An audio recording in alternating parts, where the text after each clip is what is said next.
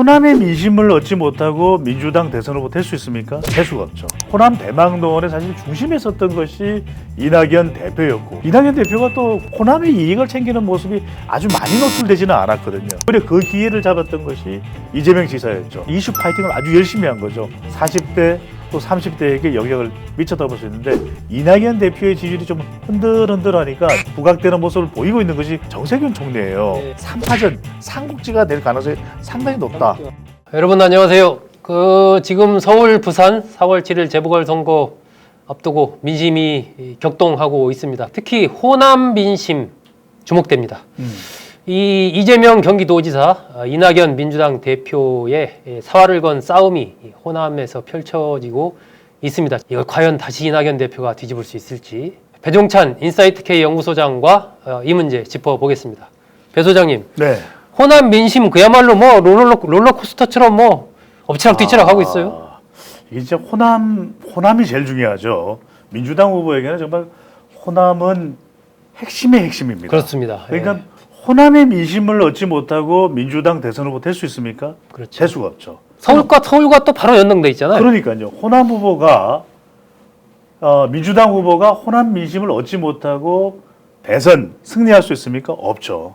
그렇기 때문에 그만큼 호남 민심이 중요한데, 이 호남 대망론이라는 게 실제 존재하고 있습니다. 왜냐하면 네. 김대중 대통령 이후에 아직 호남 출신 대통령이 없거든요. 네. 그런 만큼 민주당의 대선 후보로서 당선이 된 노무현 대통령도 그렇고 문재인 대통령도 다 영남 출신이에요. 네, 네. 그러다 보니까 호남 유권자들, 우리가 지역적으로 호남도 있지만 정서상 또 출향 호남 인사들이 굉장히 많습니다. 그렇습니다. 호남인들이. 수도권에 산재하고 있거든요.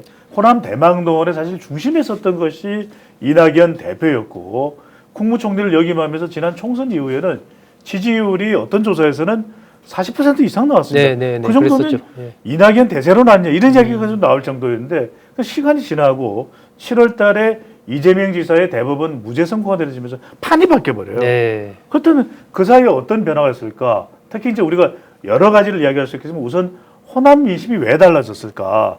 그러니까 특히 이제 이재명 지사보다는 그래도 지역적으로는 이낙연 대표를 더 밀어야 되는 분위기가 네. 호남일 수가 있는데, 이 호남 정서에 제일 중요한 거는 이거예요. 얼마만큼이나 지금 호남 지역을 대변해주고 있느냐. 아하. 그런데 이낙연 대표가 또 국무총리를 하고 당대표를 하면서 호남의 이익을 챙기는 모습이 아주 많이 노출되지는 않았거든요. 그런 만큼 호남 유권자들 또 호남 정서적으로 그것을 아주 높게 평가하기가 쉽지 않았던 것. 네. 두 번째로는 뭔가 좀 이제 이슈 파이팅을 하는 그런 모습을 보고 싶은 것이거든요. 화끈하게. 그렇죠. 예. 그러니까 호남의 지역적 정서를 보면 그동안 대한민국 민주주의의 핵심으로 중심으로서 뭔가 불연히 이 국난을 극복해야 될 상황이 있으면은 호남에서 여러 가지 아이디어와 그리고 이슈를 이 공격적으로 또 화이팅해 나가는 그런 모습들을 볼 수가 있었는데, 왠지 이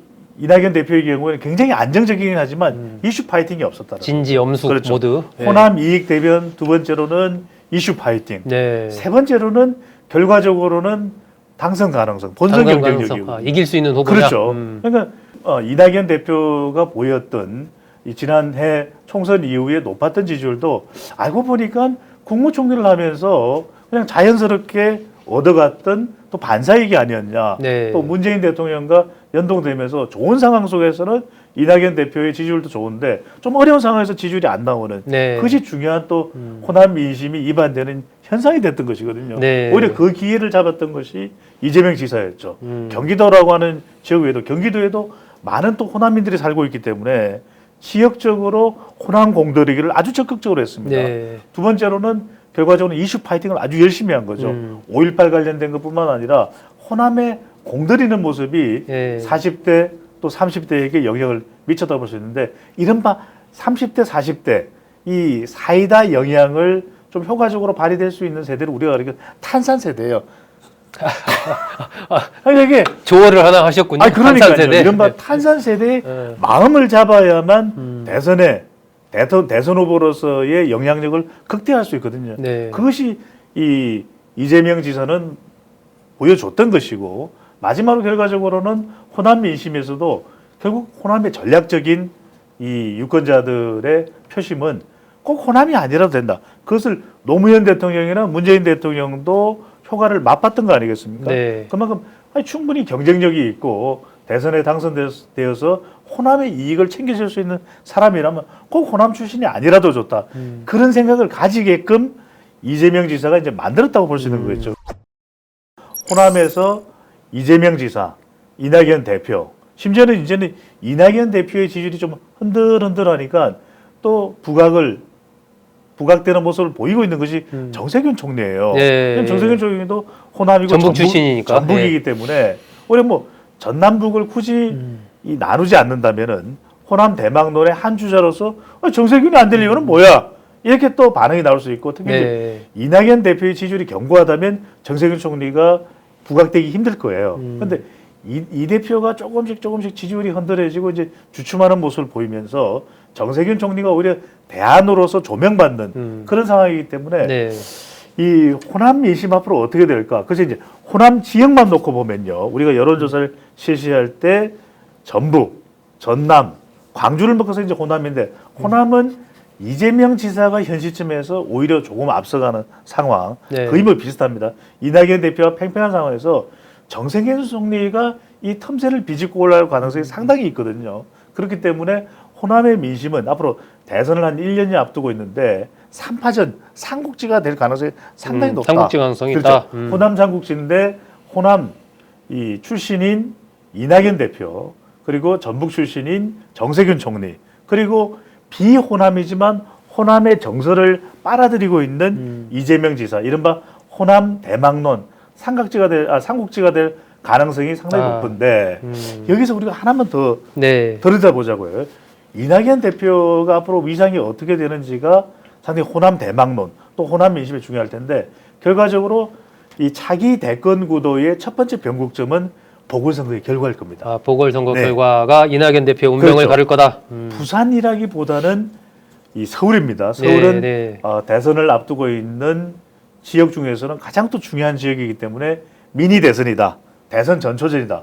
또 이낙연 대표가 대선 출마를 위해서 곧 사퇴를 하겠지만 그렇다 하더라도 오롯이 이번 선거는 이낙연 대표 체제에서 준비를 해왔던 겁니다라는 평가를 내릴 수밖에 없거든요. 그렇다면 이 보궐선거에서 서울을 수성한다면 모를까 만에 하나 이 서울을 잃게 된다면 이낙연 대표로서는 상당히 지지율에 타격을 받을 수밖에 없고 네. 그렇다면 타격을 받는 이낙연 대표를 대체할 수 있는 인물로 정세균 총리가 더 부상되는 그런 상황으로 연출될 가능성이 있을 것으로 보입니다. 네. 지금 이제 이낙연 대표가 당대표에서 물러나서 네. 선거대책위원장을 맡는 걸로 그렇게 지금 이제 돼 있습니다. 그러면 선거대책위원장 맡아서 서울시장 선거에서 만약에 민주당 후보가 이긴다. 그러면은 그 이후에 어쨌든 이낙연 대표가 다시 좀 반등할 수 있는 그런 하나의 계기를 잡을 수가 있을 것이다. 그렇죠. 라고 보는 거죠. 그렇지 않으면은 상당히 어려울 것이다. 그렇습니다. 호남 민심을 잃었던 또 하나의 이유가 이낙연 대표가 연초에 있었던 바로 이게 사면 카드였거든요. 사면 발언. 예. 이것도 끄집어내고 네. 민주당의 전통적 지지 성향에 강한 40대 특히 40대는 문재인 대통령의 핵심 지지층이거든요. 이 40대의 기반을 이재명 지사에게 뺏기는 그런 인상을 주고 있다는 것이고 30대도 마찬가지고 그러다 보니까 호남 민심까지 잃게 됐던 현상이 됐거든요. 네. 그런데 서울시장 선거에서 이긴다면 그래도 이것을 모두 다 이낙연 대표의 성과라고 보기는 없겠지만 그래도 당대표로서의 다시 상징적인 한번 걸 가져가는 거죠. 그렇죠. 도약대가 될 수 있거든요. 과연 이낙연 대표가 지금의 모습대로 가면 괜찮을까? 그렇지 않다는 거죠. 왜? 역시 이 대선 후보는 지세리입니다. 지세리. 지역 기반 그리고 세대 기반 그리고 이념 기반이 있어야 되거든요. 네. 그런데 지역 기반에서 지금 흔들리고 있는 거예요. 이낙연 대표는. 반면에 이재명 지사는 경기도가 단단합니다. 네. 그러다 보니까 유권자가 가장 많은 경기도를 잡고 있다 보니까 뭐 지지율이 40% 50% 올라가는 건 아니지만 그래도 30% 안팎에서 견고한 지지율을 유지하는 이유예요.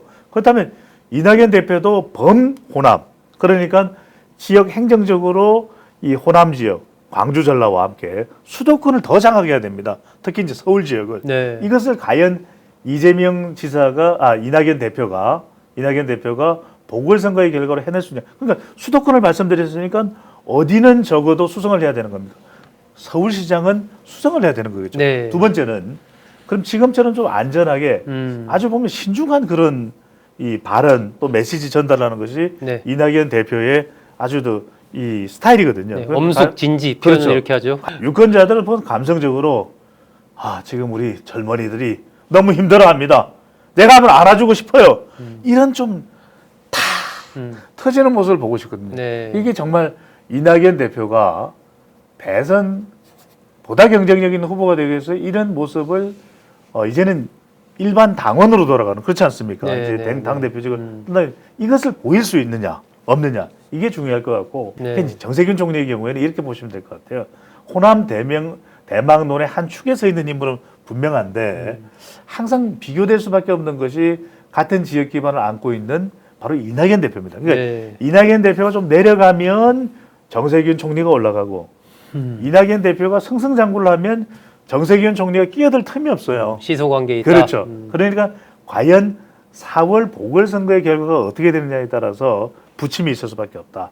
그렇다면 이재명 지사를 또 응원하는 분들은 우리 방송 보면서 그러면 배 소장 시사 끝장 이재명 지사 지지율은 계속 언제 대세론이 되고 그러니까 이게 참 쉽지가 않습니다. 예, 왜? 예. 차기 대선 후보가 자체 발광 지지율로 대세론을 만들기 위해서는 문재인 대통령의 지지율보다 높아야 돼요. 그러니까 이재명 지사가 다자 대결 구도에서 40% 정도를 넘는다. 네. 이렇게 되면 대세론이 만들어지겠죠. 그리고 호남에서 50% 가까이 육박을 한다. 이렇게 되면 대세론이 되겠죠. 네, 네. 그리고 더불어민주당 지지층 내에서도 45% 이상이다. 이러면 대세론이 됩니다. 그런데 가까운 시일 내에 될까 안 될까? 쉽지가 않아요. 왜? 아직도 문재인 대통령이 장악하고 있는 범여권의 정치 판도다.